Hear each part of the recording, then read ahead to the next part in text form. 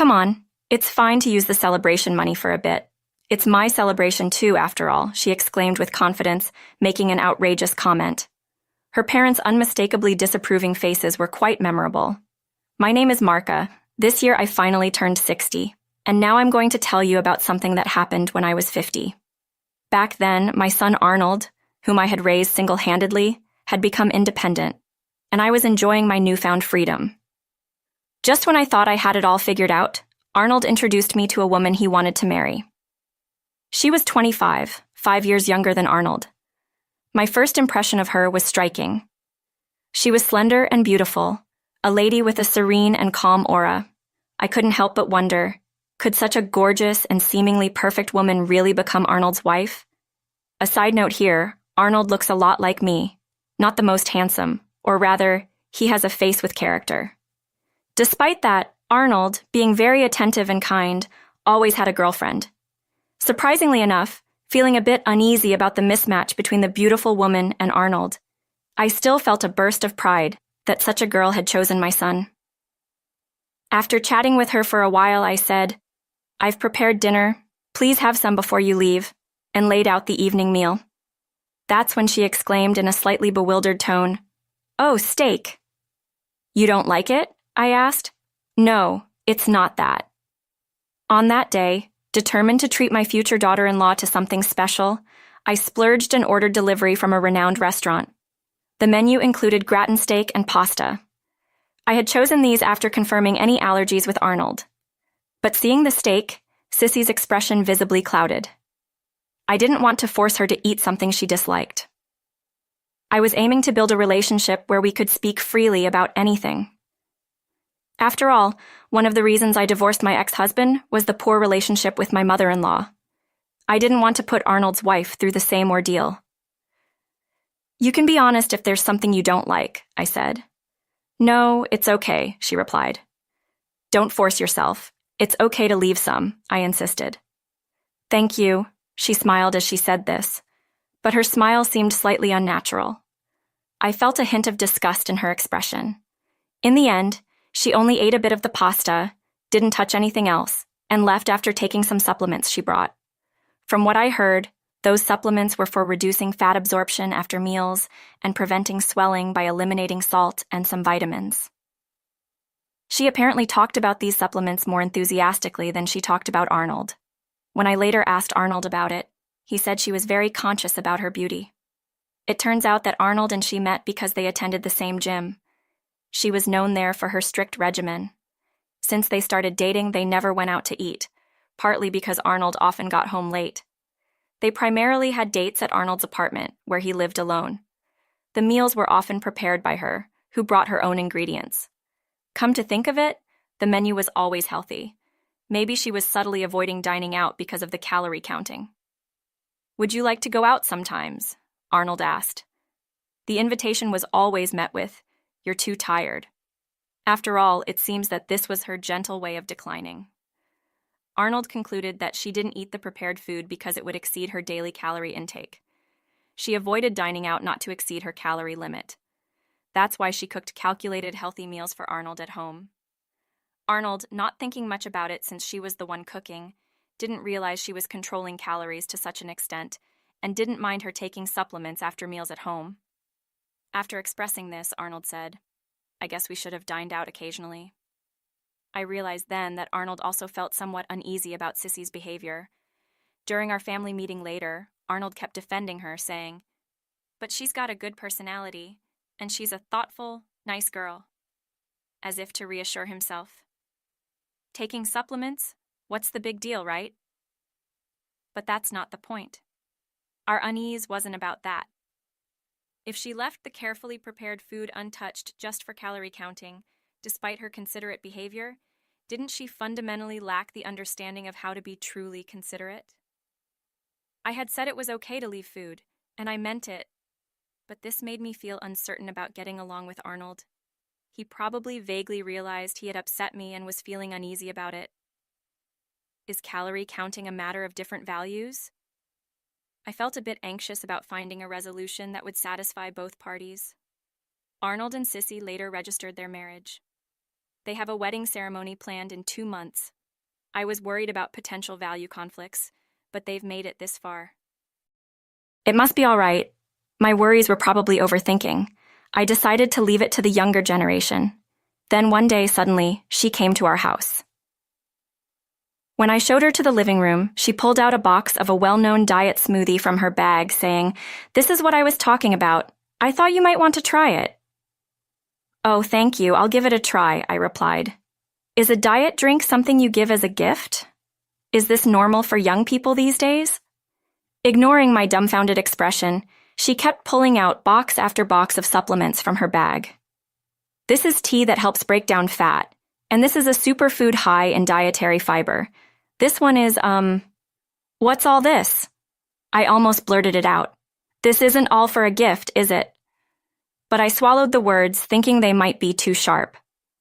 "I know it's none of my business, but I really want you to start a diet focused on supplements, Marcia." "Excuse me?" "You were so slim in the photo from your 30s that you showed me with Arnold." "Oh, well, yes.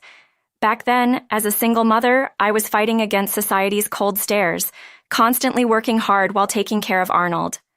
I gave my own food to Arnold, so I was indeed quite thin, almost to the point of being gaunt. Even though you've aged, Marcia, you're still a woman. I don't want you to give up on beauty." What do you mean?" "I don't remember giving up on beauty." "Wait, is this a roundabout way of saying I'm unattractive?" "I'm sorry to say this, but you are too heavy. I've been concerned about it for a while." "What?" I couldn't believe my ears. I am aware that I'm about 11 lbs over the average weight for my age group, but losing more weight would only make the wrinkles on my face more noticeable. When I was younger, being thin was more flattering since I had no wrinkles. But now, it's hard for my face to retain fat, and for some reason, it's the first place where I lose weight. As a result, when I lose weight, various face wrinkles become more pronounced, and my skin loses its firmness. Aging is scary. When young, being slim is better. But with age, it can make you look older. Something she doesn't seem to understand yet. Well, that's expected. "Mara, let's aim for your physique from your 30s. Don't worry, I'll support you. If you follow my advice, you'll definitely lose weight." What to do? I still want to get along with my son's wife, but I have no desire to lose weight. Maybe, in that sense, I have given up on beauty, as she says. But I'm past the age of romance, and more than beauty, I want to enjoy a modest life. So beauty isn't a priority for me. Is being thin the only right way? Who decided that? Who decided that anything other than being thin is not okay? Everyone is different, and that's perfectly fine. Needless to say, this thought stirred more turmoil within me. I appreciate your concern, but I'm sorry. I'm satisfied with myself as I am. Really satisfied with that appearance? Impossible. Excuse me. I must have been glaring at her with a dead serious face. I was torn between wondering if I had misheard and wanting to confront her. I've survived the struggles of single parenthood with a fighting spirit. I was about to take up the challenge, but then I remembered she was Arnold's fiancée and calmed myself. No, I must cool down. I must have misheard.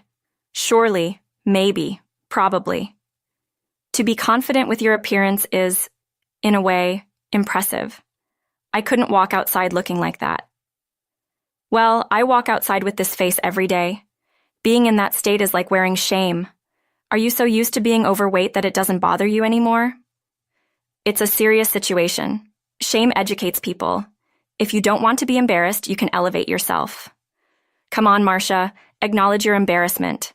She lectured me like a teacher scolding a wayward girl. Though her tone was polite, her words were commanding.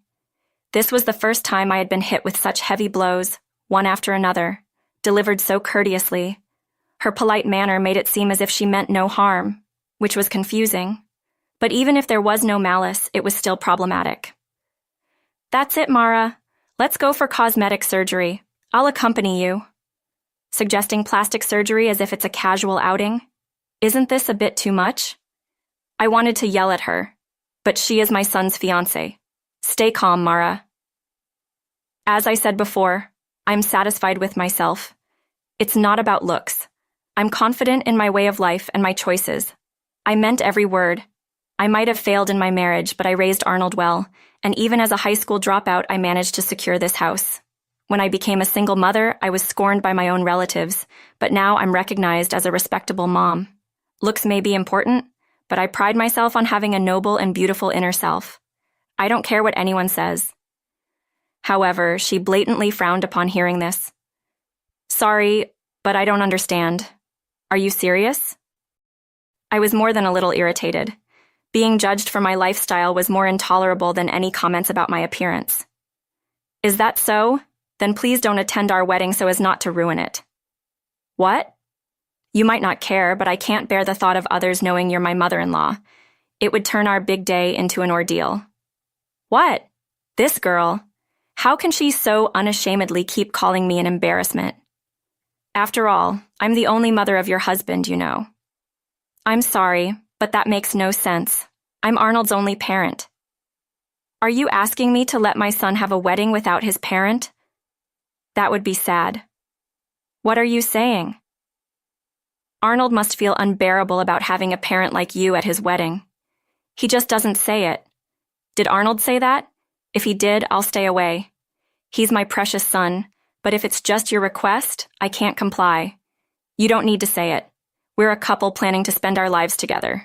It should be obvious. What's that?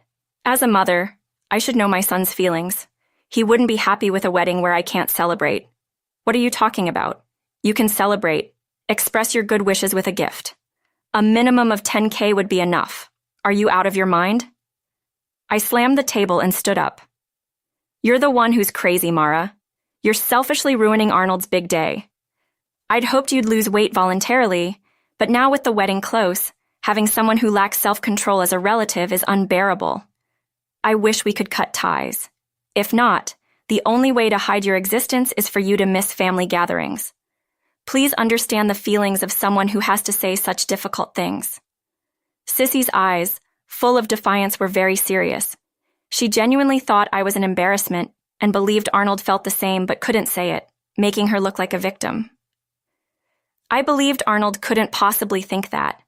But when somebody confidently confronts you with such a flawed theory, you start to wonder if they might have some basis for their words. This can't be true, but if it is, I'm the one who's wrong. I felt shaken, unsure what to do, but there's no point worrying about uncertain outcomes. My strengths are quick adaptability and decisiveness. All right, I'll ask Arnold myself. When I said that, I quickly took out her mobile phone and started calling Arnold. Hello, sorry to bother you at work. If only she'd put it on speaker mode. I can't hear what Arnold is saying. I'm at your mom's house right now. I came to tell Mara to diet and get cosmetic surgery. I heard Arnold's surprised voice for a moment, probably saying, what? Or, huh? I know it's embarrassing for you if Mara attends the wedding. I told her in your place. Yes, that's right, she replied. She refused both the surgery and diet, so I thought we'd have her miss the wedding and express her congratulations with a gift. I was scared to hear how smoothly the conversation between and Arnold was going. Could Arnold really agree with at that moment? I received an email on my mobile phone. It was from Arnold's computer email address. I've woken up. What should I do about the marriage? I immediately replied, get a divorce. Continued talking on the phone. Of course, Mara said it wasn't true. I'm relieved. I thought I was overstepping. Another email from Arnold came in. Don't believe what she said on the phone. I'm just agreeing with her to keep the peace. I replied, understood. I told Arnold we should discuss the details later, as constantly typing emails might arouse Sissy's suspicion. The phone conversation between and Arnold, listening to only Sissy's voice, it seemed that Arnold was agreeing with her, saying, I was also embarrassed by Mom's attendance. I see, that's what it is. Good thinking, Arnold. I'll do the same. Anticipating Arnold's likely strategy, I smirked. So, Marcia, Arnold says that he's embarrassed by your attendance, so he wants you not to come, said triumphantly. I had to act convincingly, so I played along. I'm shocked to think he felt that way about me. As I looked downcast and responded, nodded vigorously, patting my shoulder and saying, "Everyone is blind to their own flaws indeed. This young girl in front of me seems to be unaware of her own shortcomings. Don't worry. We'll fully accept your gift as a gesture of celebration. I have to prepare dinner, so I'll leave for today." Understood. With that left. Of course, that night, Arnold came to our house, pretending to work overtime to hold a strategy meeting, and then left. It was a secret learning moment for me that overtime could be used as an excuse for reasons other than infidelity. After brainstorming together, my plan was chosen. All that was left was to wait for the wedding day. On the day of the wedding, had expressed a desire to spend the day before with her family, so both she and Arnold were at their respective homes that morning. Therefore, Arnold and I went together to Sissy's family home early in the morning. When we rang the doorbell, Sissy's mother, Caddy, welcomed us warmly, saying, "So nice of you to come before the ceremony." As a mother myself, it pained me a bit, but it was necessary. Expecting to meet Arnold at the venue, was visibly shaken to see him appear suddenly, and even more so to find me, who was supposed to miss the ceremony, standing beside him. "What's going on?" she asked. Arnold calmly presented her with a piece of paper. "I want a divorce." The moment Arnold said that, both Caddy and repeated several times, "What? Why at that moment?" both Kat and Polly exclaimed. Sissy's father seemed stunned at first, but then quickly composed himself and demanded of Arnold, "What do you mean?" "It seems she dislikes my mother. I can't see a future with someone like that." "Do you prefer your mother over your wife? If you're a mama's boy, we don't want you either," Polly angrily retorted, and Kathy stood there dumbstruck. "If my own wife speaks ill of my mother, saying she's fat, embarrassing, and should not attend the wedding or get plastic surgery, wouldn't it be normal to dislike such a wife? Or are you too okay with being in this position? Is that the kind of daughter you want? If valuing the parent who raised me over an unreasonable wife is being a mama's boy, then I am one. If my mother had harassed my wife, I would have cut ties with her. I'm just siding with what's right. Am I wrong?" Arnold spoke fluidly. Watching Arnold speak so fluently, I felt a bit moved, thinking about how much he had grown. The child who used to walk holding my hand was now standing in front of me, taking a stand for what's right despite the struggles and challenges. I was truly glad to have given birth to and raised this child. "You wouldn't say such things. Stop lying." At that moment, Polly shouted over him, "Why? You also said you were embarrassed by Marcia." Just as Polly was about to argue that she would never say such unreasonable things herself, Sissy admitted to her own outrageous remarks. Polly turned to her in surprise. "That was an act. I've been communicating with my mother, and my phone conversation with you was all lies," Arnold revealed. "So you deceived me?" Sissy exclaimed. "It turns out that way, but don't you think you're responsible too?" "Why? I'm not wrong. If Mara came to the wedding, everyone would laugh." "No. My mother is well known among my friends and acquaintances. She's a bit of a local celebrity, so being laughed at is impossible. The reception might even turn into a reunion." "That can't be. Moreover, I don't have friends who would mock my parent," Arnold stated firmly. Seeing Sissy's silence, her parents seemed to start realizing that mine and Arnold's stance was correct. "Why? Why would you do such a thing?" Polly repeated in disbelief, his expression becoming stern. I was worried that our claims might not be accepted since we hadn't recorded Sissy's harsh words. But fortunately, she had created a disadvantageous situation for herself. "But why bring divorce papers on the wedding day? That's the worst." Sissy's tearful plea left everyone speechless. Did she really think she could get compensation? "We'll still have the wedding. I won't sign the divorce papers. I won't let us separate." Sissy sounded like a petulant child. The composed woman from the family meeting was nowhere to be seen. Her parents turned away as if embarrassed by her. Sissy, who had repeatedly called me an embarrassment, was now the source of embarrassment to her own parents. Unfazed, I spoke the truth. "There won't be a wedding or reception today."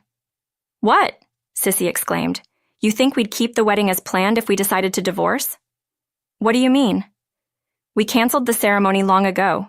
Maybe I should ask for the cancellation fee as compensation for you wanting to disinherit me." "What are you saying?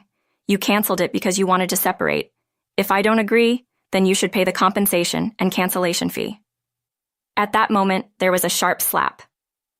Kathy had struck Sissy's cheek. Enough already, Mom. Sissy held her cheek, stunned. I've been listening, and it's clear you're in the wrong, and now you're asking for money, which is disgraceful. Divorce is only natural, Kathy said, and then turned to Arnold and me, bowing her head in apology. She forced Sissy to bow too, and Polly followed suit. Wait, Mom, Dad, isn't wanting a wonderful wedding normal? I asked Mara not to attend, but I didn't want her not to celebrate with us. That's right, you didn't say not to celebrate. You said you'd accept it as a gesture of celebration if I wrapped at least $10K as a gift, right? I said this with a smile to Sissy, who was screaming like a madwoman.